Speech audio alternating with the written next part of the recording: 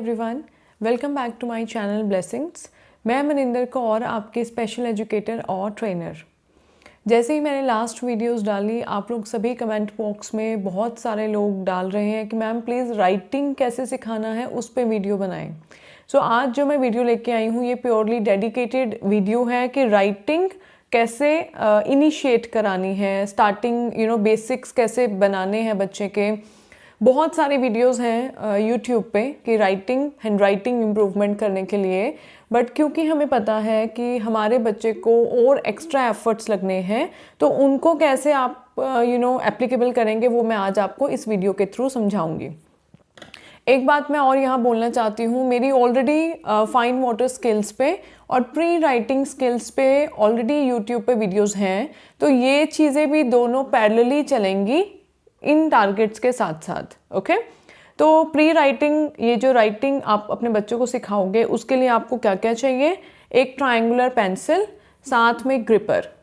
मैं यहाँ पे थेरेपीज़ में हम 2 ही ग्रिपर यूज़ कर रहे हैं मोस्टली, क्योंकि मेरे को सबसे ज़्यादा यूज़फुल यही लगे हैं। एक तो ये ग्रिपर है, ठीक है, जो मैं दिखा रही हूँ आपको, इस तरीके से बच्चा उसको होल्ड करेगा। ओके, और एक ये ग्रिपर है, ये भी बहुत ही सक्सेसफुल है। जो बच्चे ये ग्रिपर यूज़ नहीं कर पाते, इसके साथ उनकी राइटिंग और डार्कनेस जो लिखने का तरीका है वो प्योरली इससे आया है। ठीक है जी। और ये चाहिए, कुछ भी आप कॉटन का बना सकते हैं ताकि जब हम राइटिंग सिखा रहे हैं तो हम बच्चे के हैंड में ये जो लास्ट की 3 फिंगर्स है ना, लास्ट की 2 फिंगर्स, ये तो मेरे को चाहिए ही नहीं, तो बच्चा इसको पकड़ेगा और इस तरीके से काम करेगा। अदरवाइज बच्चे को समझ में नहीं आती कि ये लास्ट की 2 फिंगर्स बंद करनी है। इवन इनिशियली जब भी हम राइटिंग सिखाते हैं यहाँ ऐसे करके और तब बच्चे को कराते हैं। ये लास्ट की 2 फिंगर्स जो हैं ये मतलब ओपन रहती है हमारे बच्चों की, तो इसके लिए हम कुछ भी कॉटन का लेंगे, इस तरीके से रखेंगे, बच्चा इसको होल्ड करेगा और पेंसिल को इस तरीके से पकड़ेगा। Actually there are so many individual differences. अब किसी बच्चे का पेंसिल ऐसे रहता है, यहाँ पे भी ऐसे बहुत बच्चे हैं जो इस तरीके से लिखते हैं, तो यहाँ पे आप एक निशान लगाएंगे ताकि बच्चे को समझ में आए कि इसका पोजीशन क्या होना चाहिए। ठीक है, तो वो मार्क से बच्चा समझेगा। जैसे हम उसको टोकेंगे ना कि राइटिंग कराने के टाइम जब भी हम उसको पॉइंट आउट करेंगे कि देखो आपका पेंसिल इस पोजीशन में नहीं है, कि यहाँ पे मार्क लगा दो डार्क सा, ताकि वो ऑटोमेटिकली पेंसिल नीचे आए। देखो हमारे बच्चे को ना हर चीज़ में कोई ना कोई प्रॉम्प्ट का नीड पड़ेगा। एक तो इस चीज़ को पहले क्लैरिफाई कर लें। ओके, तो यहाँ पे 3 चीज़ें आपने बहुत ध्यान रखनी है। इन 2 फिंगर्स को कैसे आपने संभालना है तो मैंने ये बता दिया आपको। ठीक है, ये ग्रिपिंग, अभी क्योंकि आप राइटिंग इनिशिएट स्टेज पे हैं, आप इनिशिएट कर रहे हैं, तो डेफिनेटली उस बच्चे को ग्रिपर का ज़रूरत पड़ेगा जिनका फाइन मोटर वीक है। नॉर्मली हमें पता भी नहीं चलता हमारे बच्चे राइटिंग कब सीख जाते हैं। यहाँ पे we need to put extra efforts, तो ग्रिपर के साथ हम स्टार्ट करेंगे। इवन फाइन मोटर एक्टिविटीज़ में मैंने बहुत सारा बता चुकी हूँ कि ट्रायंगुलर क्रेयॉन्स, पहले स्क्रिबलिंग कराएंगे, वो मैं ऑलरेडी बता चुकी हूँ। ठीक है, तो मैं अभी समझ रही हूँ, सोच रही हूँ कि आप ये चीज़ ऑलरेडी करा चुके हैं। मैंने बताया था कि आप नॉर्मल गत्ता लेके उसमें स्टेंसिल्स बनाएं और फिर कलरिंग कराएं। ट्रायंगुलर कलर्स आप लोग यूज़ करेंगे। जो आज फर्स्ट टाइम वीडियो देख रहे हैं वो प्लीज़ जाकर फाइन मोटर स्किल्स की और प्री राइटिंग स्किल्स की वीडियो ज़रूर देखें और उसके बाद इस वीडियो को एप्लीकेबल करें, अप्लाई करें। ओके जी। ओके, तो फर्स्ट स्टेप इज़ कि यहाँ पे ये डालेंगे। सेकंड स्टेप इज़ कि यहाँ पे मार्क लगाएंगे ताकि बच्चे को पेंसिल का पोजीशन समझ आए। थर्ड स्टेप इज़ कि ग्रिपर देंगे। ठीक है जी। ओके, और हमें क्या क्या चाहिए? ये बहुत सारे पेरेंट्स कहते हैं कि मैम ये कहाँ से मिलता है, तो अमेज़ॉन का लिंक मैंने डाला हुआ है। इवन ग्रिपर्स का लिंक भी मैं आपको डाल दूंगी। ठीक है जी।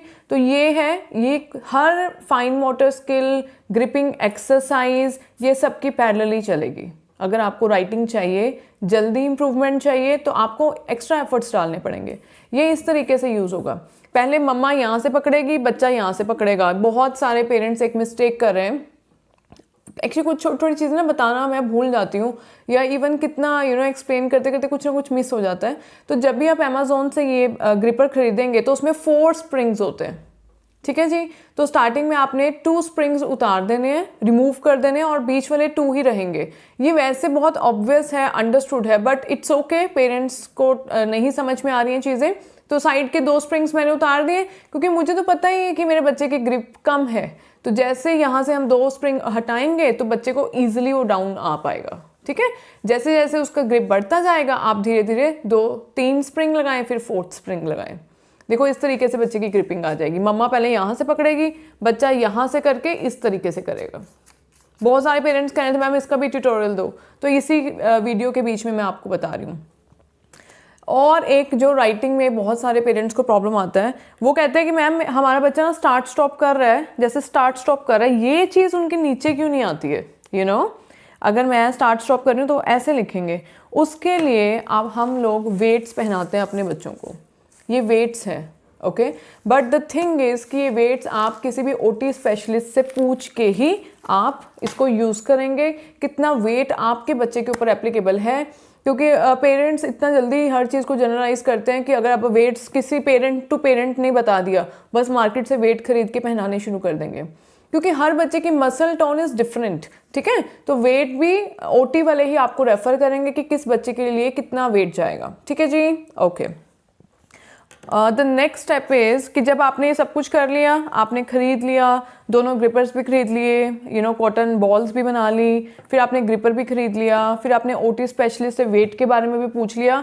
वेट के बारे में हम तभी कंसर्न हैं जब आपका बच्चा इस तरीके से राइटिंग करता है, अदरवाइज अगर नीचे रख के कर रहा है रिस्ट को तो आपको वेट्स नहीं चाहिए, ठीक है जी, okay. The next step is कि हम क्या करेंगे, हम स्टार्ट स्टॉप से शुरू करेंगे। आपको इतना ही स्टार्ट स्टॉप देना है इनिशियली। इवन कुछ बच्चे इतने क्रैंकी होते हैं तो हम लोग क्या करते हैं, वाइट शीट लेते हैं, इसको ढक देते हैं ताकि बच्चे को लगे बस एक ही बारी तो करना है, दैट्स इट। मतलब कुछ कुछ ना अपना साइकोलॉजिकल ट्रिक्स यूज़ करते हैं कि कैसे बच्चे को ये दिखाएं कि हम आपको बोर नहीं करने वाले हैं, सिर्फ इतना ही तो करना है। हैंड पकड़ के ग्रिपर मैंने ऑलरेडी लगा रखा है, स्टार्ट स्टॉप, फिर नीचे ले आओ, स्टार्ट स्टॉप। और इस चीज़ को आपने रेगुलर रखना है, ठीक है जी। तो पहले हम इतना सा स्पैन चाहिए बच्चे को कि पेंसिल यहाँ से यहाँ लेके आएगा। नेक्स्ट लेवल पे हम स्पेस बढ़ा देंगे, डिस्टेंस बढ़ा देंगे, राइट। स्टार्ट, ये कम से कम 15 दिन चलाएंगे आप, 15 डेज। स्टार्ट स्टॉप, इस तरीके से आप छुपा के करें तो बच्चे को अच्छा लगता है कि मतलब कितनी प्यारी मम्मा है ना, कितना कम काम देती है ठीक है। तो स्टार्ट स्टॉप, अभी मैं आपको दिखाऊंगी, ये तो मैं करके दिखा रही हूँ, बट इनिशियली बच्चे करते कैसे हैं I will show you later on, okay okay. 15 days आपने ये किया, बीच में 7-8 डेज आपने ये किया, क्योंकि मेरे बच्चे का बेस मैंने इतना अच्छा बनाया। 15 डेज कंसिस्टेंटली आपने स्टार्ट स्टॉप कराया, उसके बाद इस शीट पे आपको 7-8 डेज लगेंगे क्योंकि बेस आपने स्ट्रॉन्ग बना दिया। अब देखें, अब ये हो गया। उसके बाद आती है ट्रेसिंग। ट्रेसिंग में पहले बिल्कुल स्ट्रेट लाइंस, इसको आप और थिक कर सकते हैं, it's totally up to you, up to the child also, right. पहले हम देंगे straight lines, vertical lines, slanting lines and then horizontal. और ये साथ में आप ये बनाएंगे ताकि बच्चा अच्छे से स्कैन कर सके, क्योंकि ऑलरेडी वो स्टार्ट स्टॉप करके हटा है ना, तो यहाँ से भी यही कॉन्सेप्ट बनेगा स्टार्ट और स्टॉप का, okay. The next sheet is, क्योंकि सारे अल्फ़ाबेट्स, नंबर्स कर्व्स से, स्ट्रेट लाइन से, स्लैंटिंग लाइन से ही हैं, तो इसके बाद हम कर्व्स ले आएंगे, राइट। तो ये ऑलमोस्ट 45 डेज का है टारगेट कि आपके और लगना शुरू होएगा कि बच्चा रिस्पॉन्ड करना शुरू हो गया। अब क्या है जैसे मैंने शीट्स कराई, अब अलग अलग बच्चे आते हैं, सबका फाइन मोटर एक जैसा थोड़ी होता है। तो क्या है कि कुछ बच्चा पता क्या करते हैं, जैसे मैंने स्टार्ट स्टॉप कराया, ये हमें दिखता ही नहीं है कि इसने क्या किया है, स्टार्ट स्टॉप।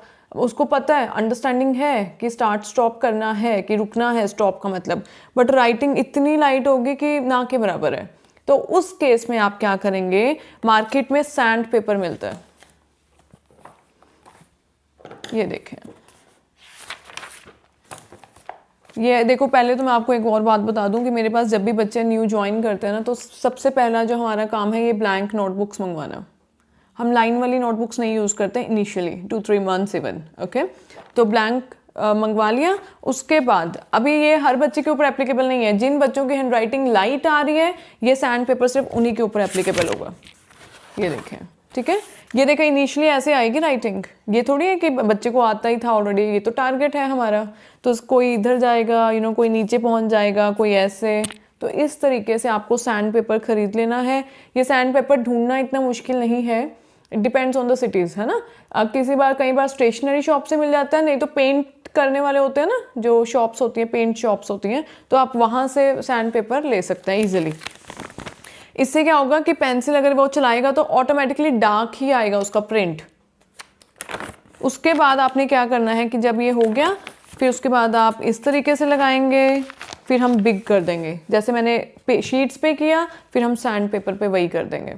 ठीक है, तो ये हैं चीज़ें। अगर आप इनको 45 डेज़, ये आपके ऊपर ही डिपेंड करता है कि आप खुद अपने टारगेट के लिए कितना रेगुलरिटी रखते हैं, कितना फोकस्ड हैं। ये नहीं है एक दिन करा लिया, दूसरे दिन हम एक्सपेक्ट कर रहे हैं कि बच्चा इंडिपेंडेंटली स्टार्ट स्टॉप करे, ऐसा नहीं होगा। सो मैं दोबारा से रिक्वेस्ट कर रही हूँ, इस वीडियो को करने से पहले you should go for my the last fine motor skill video plus pre writing skill video. अगर वो बच्चा आपका वो बहुत अच्छे से करता है तो उसको ये टारगेट अचीव करने में ज़्यादा टाइम नहीं लगेगा। So thank you so much, keep sharing my videos. Thank you.